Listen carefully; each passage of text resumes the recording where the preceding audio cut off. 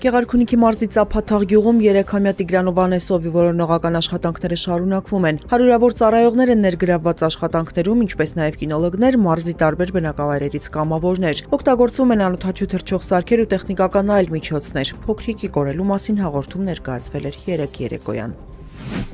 Փաստաբան Էրիկ Ալեքսանյանը բաց նամակով դիմել է գլխավոր դատախազ Աննա Վարդապետյանին, խնդրելով վերացնել փաստաբան Ալեքսանդր Կոչուբաևի նկատմամբ ընտրված խափանման միջոց կալանքը։ Նա հայտնել է, որ երեխայի ծնվելուց հետո Կոչուբաևի կնոջ առողջական վիճակը կտրուկ վատթարացել է, նա տեղափոխվել է վերակենդանացման բաժանմունք։ Վկայակոչելով բժշկական գաղտնիքը, Ալեքսանյանը մանրամասներ չի ներկայացրել, բայց վստահեցրել է, որ համապատասխան բժշկական տեղեկանքը րոպեների ընթացքում կարող է ներկայացնել դատախազին։ Փաստաբան Ալեքսանդր Կոչուբաևը հոկտեմբերի 17-ին 2 ամսով կալանավորվել է։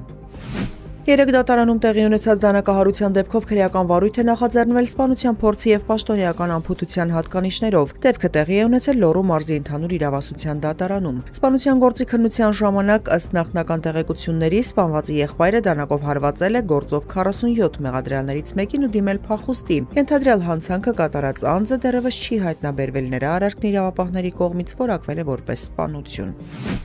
Կառավարությունը նախատեսում է 2026 թվականին պետական աջակցություն տրամադրել այն ավիաընկերություններին, որոնք նոր ուղղություններից դեպի Երևանի Զվարթնոց եւ Գյումրիի Շիրակ օդանավակայաններ փոխադրումներ կիրականացնեն։ Խոսքն այն ավիաընկերությունների մասին է, որոնք կբազավորվեն Զվարթնոց կամ Շիրակ օդանավակայաններում։ Տարածքային կառավարման եւ ենթակառուցվածքների նախարար Դավիթ Խուդատյանի տեղեկացմամբ սուբսիդավորման համար շուրջ 3 միլիարդ դրամ է նախատեսված։ Ընդհանուր առմամբ ավիացիայի բնագավառի համար 2026-ին պետբյուջեից նախատեսվում է հատկացնել 3 միլիարդ 600 միլիոն դրամ։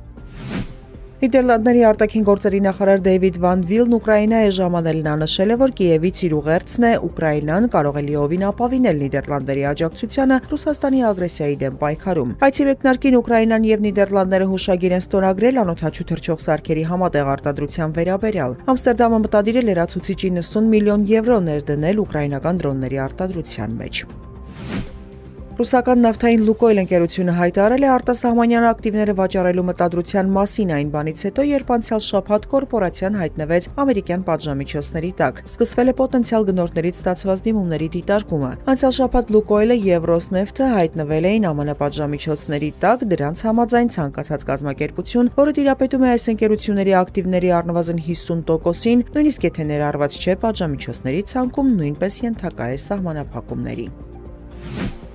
Իլոն Մասկին պատկանող արհեստական բանականության ընկերությունը Վիկիպեդիա առցանց հանրագիտարանին այլընտրանքային ռեսուրս է գործարկել Գրոկիպեդիա անվանումով։ Այն ներկայում ավելի քան 885,000 հոդված է պարունակում։ Սեպտեմբերի սկզբին Մասկն աջակցել էր Վիկիպեդիայի ֆինանսավորումը դադարեցնելու կոչերին ռեսուրսում հայտնված պնդման պատճառով, որ պահպանողական ակտիվիստ Չարլի Քըրքը սպիտակ ազգայնական էր։ Ավելի ուշ նա հայտարարեց, որ իր ընկերությունը, որը զբաղվում է գրոկ արհեստական բանականության մշակմամբ, Գրոկիպեդիա կստեղծի։